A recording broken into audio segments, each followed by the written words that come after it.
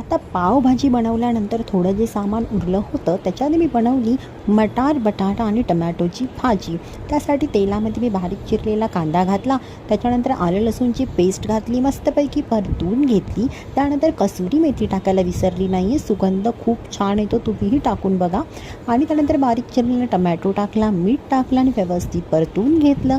आणि त्यानंतर मी ह्याच्यामध्ये घातले मसाल्यांमध्ये मालवणी तिखट घातलं, काश्मीरी मसाला घातला, गरम मसाला घातला आणि हे सगळं परतून घेतलं। हळद घातली, व्यवस्थित परतून घेतलं। टमॅटो थोडे नरम झाल्यानंतर त्यामध्ये टाकले मी मटर, जे थोडेसे उरले होते पावभाजी केल्यानंतर, आणि मस्तपैकी त्याच्यामध्ये एक बटाटा घातला। तुम्ही बघू शकता कलर एकदम अप्रतिम आलेला आहे। त्यानंतर 2 पेले गरम पाणी घातलं आणि व्यवस्थित उकळून भाजी रेडी आहे।